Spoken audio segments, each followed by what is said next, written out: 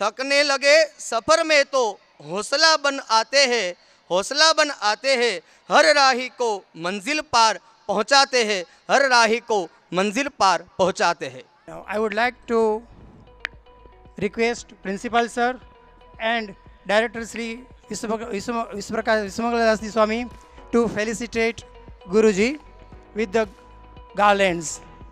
आपकी तालियों की आवाज़ चलती रहनी चाहिए. बोलो स्वामीनारायण भगवान की जय, घनश्याम महाराज की जय.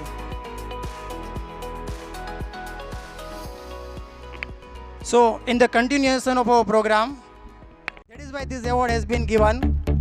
Please give a big round of applause.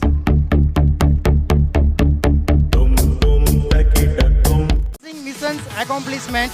Mission students have participated with a great enthusiasm in various games and competitions and have come up to shining stars. They have got rank in the Aloha match, Divya Bal Satsang Sibir, quiz competition, cube karate race, cricket tournament, kung fu karate, marathon, etc. National Athletics Championship. Our students have also participated at the national level. 400 meters in the running race, shot put and the javelin and the high jump. In these three categories, our students have received at the national level award. के प्रति प्रतिबद्धता का एक प्रतीक है, इसे हमें आदत बनानी चाहिए. Parents, especially mothers, those who have motivated their children to be regular and punctual. So you can see these boys. Give a big hand to the parents and the mothers, those who have done a great effort to not they are not a single day they are absent in the school. एक दिन भी उन लोगों ने school में अपनी गैरहाजिरी नहीं दिखाई है. Now I request our beloved Guruji to please give us blessings so that these students can get more and more success in their life, and to our parents also, so that their health and support will be continuous to the school. वर्णिवेशरमणीय दर्शनम मंदहासुरुचिराननाम्बुजम पूजितम सुरनरोत्तमेर्मुदा धर्मनंदनमहमिचिन्तये. सर्वावतारिष्टदेव भगवान श्री स्वामीनारायण, पूज्य देवप्रकाश स्वामी, विश्वमंगल स्वामी તેમજ બ્રહ્મનિષ્ઠ સંતો, principal તેમજ teacher મિત્રો, વાલી મિત્રો અને વાલા વિદ્યાર્થીઓ બધાને મારા ભાવથી જય સ્વામિનારાયણ. આજે એન્યુઅલ ફંક્શનમાં બાળકોનો આપણે સરસ મજાનું નાટક જોઈ રહ્યા છીએ. સ્વાર્થથી પરમાર્થ સુધી. સ્વાર્થમાં માણસ કેટલો બધો ઘેલો અને ગાંડો બની જાય છે, એ શું કરે છે પોતાને ખ્યાલ રહેતો નથી. પરમાર્થ એમાં માણસને બહુ આનંદ આવતો હોય છે. કુદરતની આ બધી ક્રિયાઓમાં આપણે જોઈએ તો નદીઓ પરમાર્થ માટે વહે છે, વૃક્ષો ફળ આપે છે પરમાર્થને માટે, ગાય દૂધ આપે છે પરમાર્થને માટે. માણસ જ એક એવો છે કે પોતાનો સ્વાર્થ જોવે છે. કવિ કાગે એક બહુ સરસ મજાનું ભજન લખ્યું છે કે ઝાડવા એના ફળ નથી ખાતા, જુઓ એનો આત્મા પરમાર્થી. પુષ્પો ખીલે છે, સુગંધ આપે છે, પણ બીજાને, કારણ કે પરમાર્થનું પ્રતીક છે. માણસે હંમેશા પરમાર્થનું કાર્ય કરવું જ જોઈએ. આજે બાળકો સુંદર મજાનું અહીંયા નાટક અને નૃત્ય આપણી સમક્ષ રજૂ કરી રહ્યા છે. બાળકમાં 3 વસ્તુ જોઈએ: શિક્ષણ, શિસ્ત, સંઘ ભાવના, કુટુંબ ભાવના. આ ત્રણ વસ્તુ હોય તો પરિવાર, દેશ કે ગામ કે શહેર સુખી થાય. જાપાનના સંતાનોમાં ત્રણ વસ્તુ વિશેષ મિશ્રિત કરીને આપવામાં આવે છે. જાપાનના શિક્ષણમાં પહેલું શિક્ષણ, બીજું શિસ્ત અને ત્રીજું સંઘ ભાવના. આ ત્રણેયનો સમન્વય જોવા મળે છે. સાંભળો જો, જાપાનમાં માત્ર 6 વર્ષનું બાળક ઘરેથી એકલું નીકળી મેટ્રો ટ્રેનમાં બેસી અને શાળાએ પહોંચી જાય છે. આપણે અહીંયા દરેક માતા પિતાને ચિંતા હોય છે બાળકને મૂકવા જવાની, લેવાની. જાપાનમાં માત્ર 6 જ વર્ષનું બાળક, કારણ કે મા બાપને ખાતરી હોય છે કે આખો સમાજ બાળક જ્યાં જશે એને મદદરૂપ થશે, કારણ કે દેશ એવો બની ગયો છે. 3 વસ્તુ ઉપર એને ભાર દીધી છે: શિક્ષણ, શિસ્ત અને સંઘ ભાવના. આપણે ત્યાં શિક્ષણ ગુણ વિકાસ પામ્યો છે, પણ શિસ્ત નથી, સંઘ ભાવના નથી.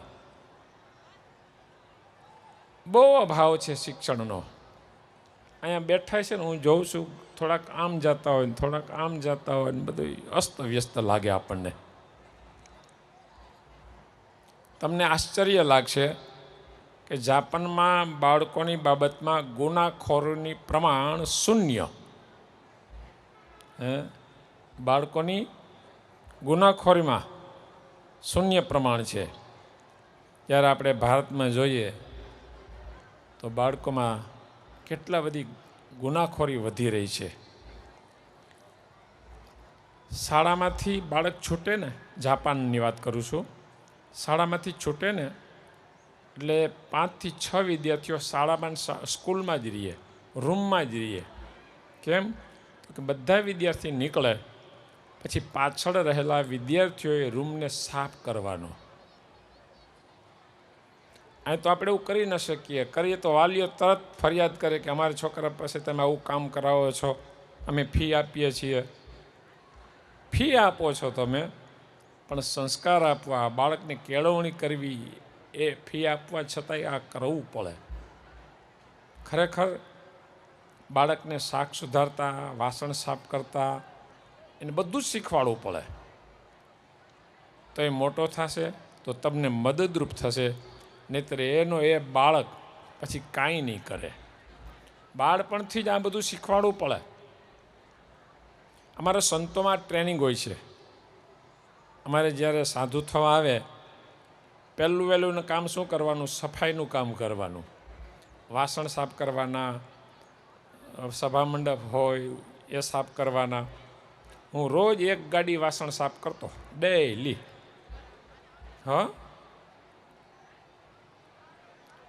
રસોડામાં બધું જ હું બનાવતો, બધી પ્રકારની મીઠાઈ, બધા પ્રકારના ફરસાણો આજે પણ મને આવડે છે.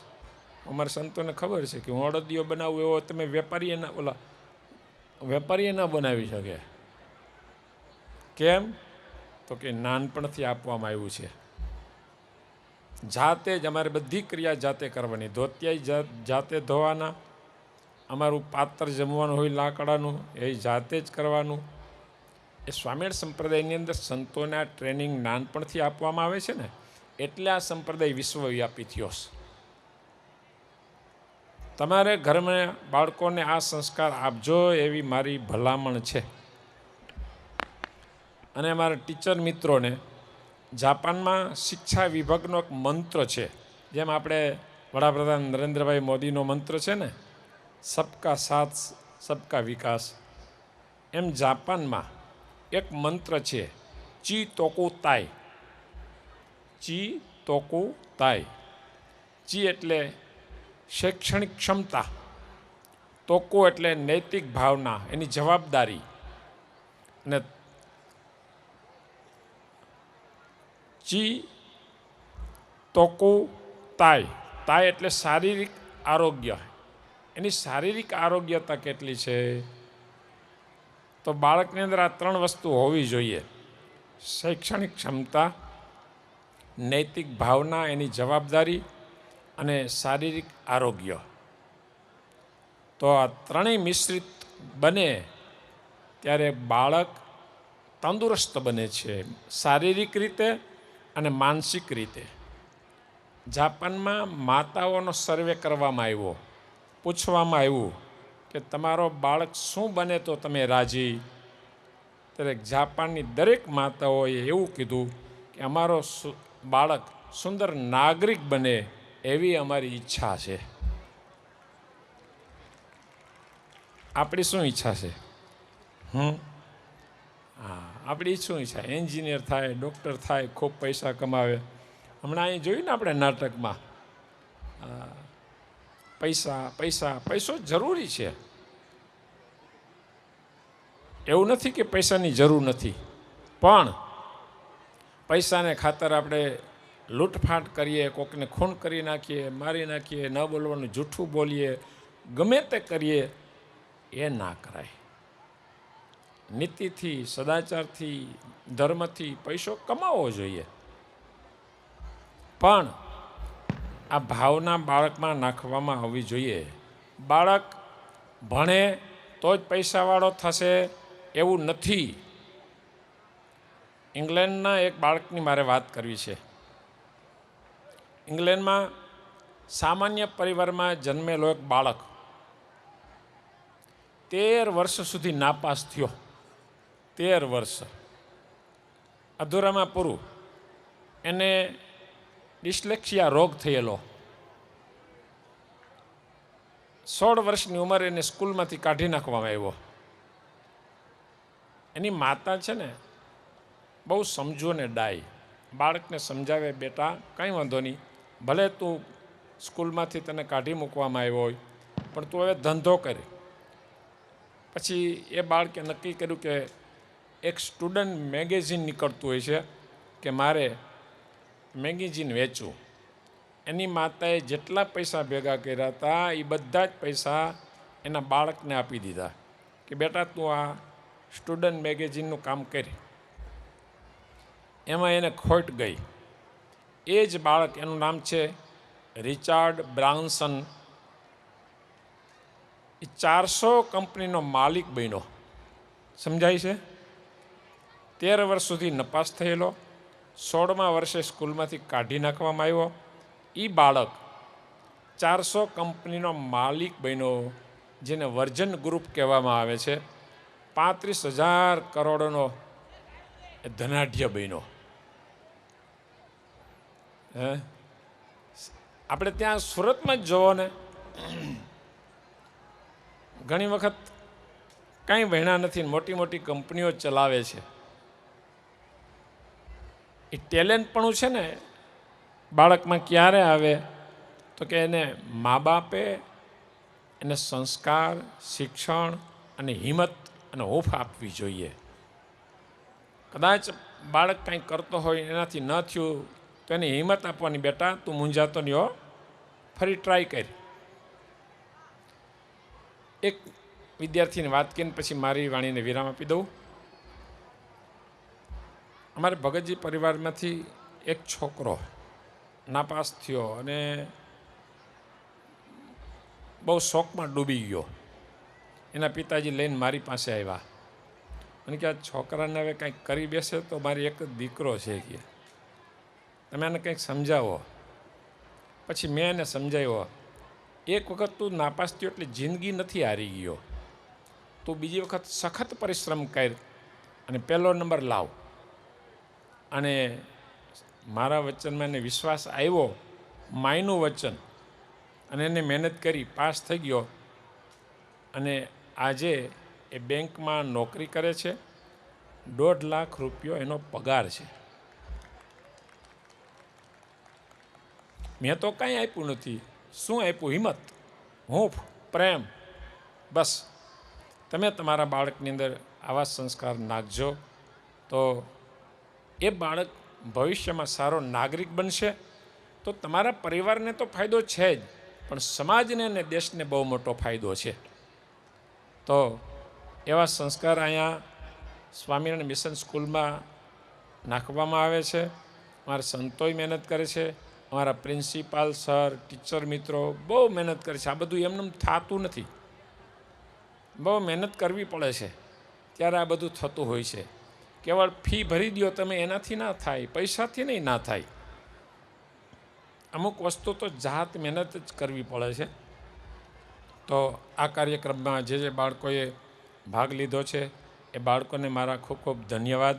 ટીચર મિત્રોએ જેણે આમાં સહકાર આપ્યો છે એ બધાને ખૂબ ખૂબ ધન્યવાદ.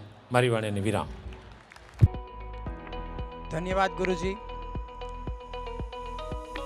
उस प्रसंग पर आगे बढ़ते हुए हम today we are going to inaugurate our notebook का आज हम अनावरण करेंगे। स्वामी जी खुद नोटबुक की फैक्ट्री में गए थे।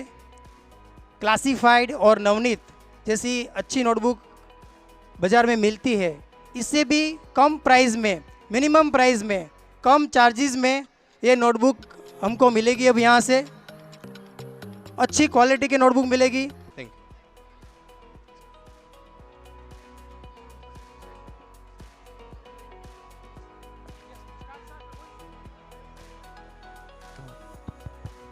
તમારો ખૂબ ખૂબ આભાર गुरुजी। आपके बताए रास्ते पर चलकर ही तो आज हम सफलता की ऊंचाइयों को छूते रहे थे, छूते रहे हैं और छूते ही रहेंगे। टकराव और मोड़ आएंगे सामने, दिलचस्प होगा ये पड़ाव हर किसी के ध्यान में। Now let's continue with the drama that will unveil the suspense of the story that we've all been waiting for. Are you excited? તાળીઓમાં તો બહુ કંજૂસી કરો છો પણ આવતી વખતથી તાળીઓની અવાજ સંભળાવતી રહેવી જોઈએ, જેનાથી બાળકોનો ઉત્સાહ વધતો જ રહેશે। अब आगे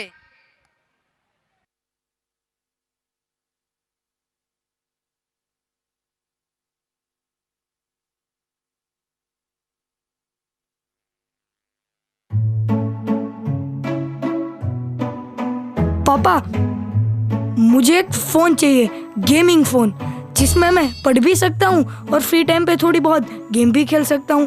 आपको पता है मेरे सारे दोस्तों के पास फ़ोन है, वो उसमें पढ़ भी लेते हैं और BGMI, free fire, COD, Minecraft, Roblox वगैरह गेम भी खेल लेते हैं। पढ़ने के लिए चाहिए या गेम खेलने के लिए? पापा पढ़ने के लिए ही चाहिए, लेकिन फ्री टाइम में मैं गेम भी खेल लूँगा। अरे हमने तेरी उम्र में गेमिंग फोन देखा भी नहीं था। सांप सीढ़ी, लूडो, सून चोकड़ी, ये सब गेम खेलो ना। पर मैं खेलूं किसके साथ? आप खेलोगे मेरे साथ? चलो। मैं क्या खाली बैठा हूँ तेरे लिए? जाके खेल, मुझे बहुत काम है। पर पापा। पर कुछ नहीं, मुझे बहुत काम है, तेरी तरह फ्री नहीं हूँ मैं। पर पापा सुनो तो। बेटा क्या हुआ? पापा मुझे फोन नहीं दिला रहे। पर तुम्हें अभी फोन की क्या जरूरत? पर मैं फोन में गेम खेलना चाहता हूँ दादाजी। मेरे सभी दोस्तों के पास फोन है, सिर्फ मेरे पास ही नहीं है। तुम बाहर जाकर कबड्डी, खो खो वगैरह गेम क्यों नहीं खेलते? पर दादाजी मैं खेलूं किसके साथ? आप खेलोगे मेरे साथ? चलो। तो कैरम, सांप सीढ़ी, लूडो वगैरह गेम क्यों नहीं खेलते? आप खेलोगे मेरे साथ? मैं खेल तो लूं, पर एक प्रॉब्लम है, मैं कभी हारता नहीं। क्या दादाजी, क्या कहा आपने? मैं कभी हारता नहीं। चलो फिर देर किस बात की?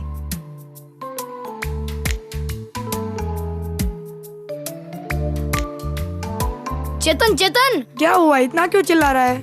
हमने जो डांस किया था ना, वो वीडियो वायरल हो गया है और उस पे बहुत व्यूज आ रहे हैं। क्या बात कर रहे हो? अरे आ रहे हो बेटा, ये वीडियो मुझे नहीं दिखाओगे? हाँ, ये लीजिए, देखिए दादाजी।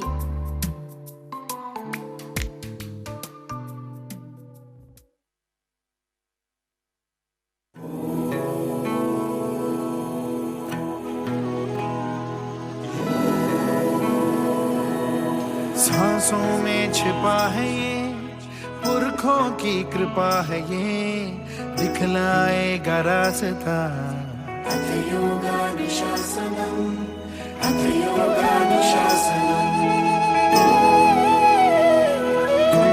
दुनिया में प्रसिद्ध जो, अपने आप सिद्ध जो, रखना इस पे आस था।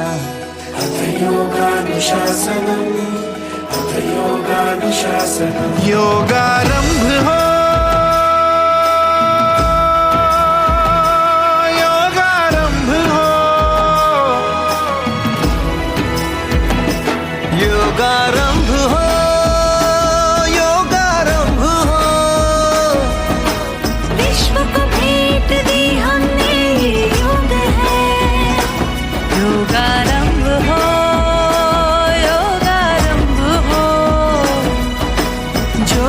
सुलझा दे जीवन को वो योग है,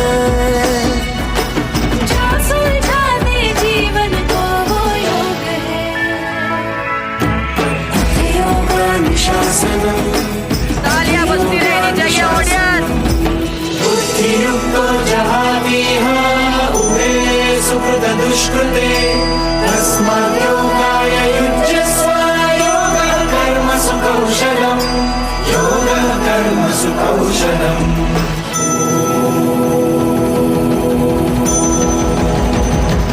योगारंभ हो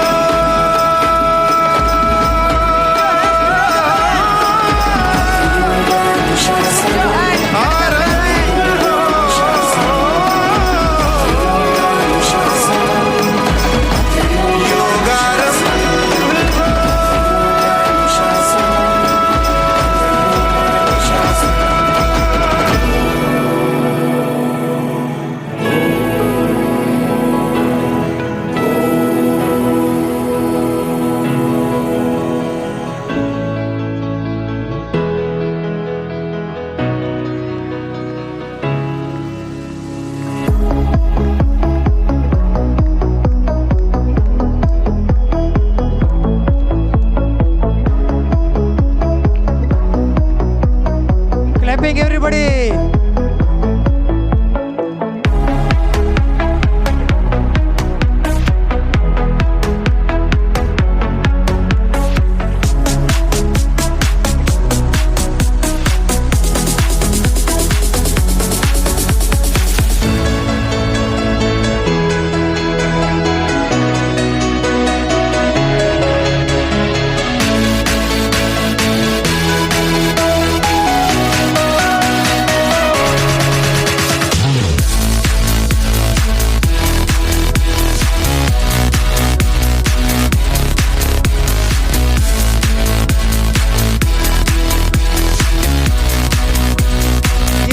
Round of applause. Clapping should not be stopped.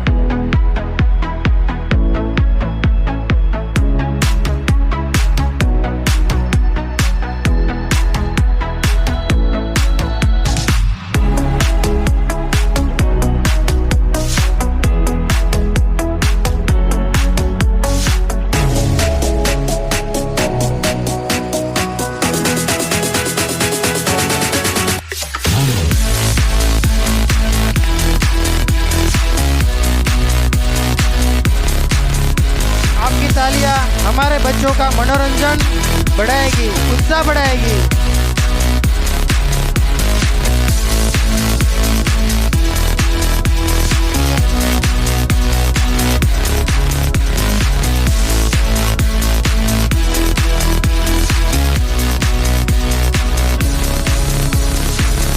जोरदार तालियों के साथ इन नन्हे मुन्ने बच्चों का हम लोग अभिवादन करेंगे।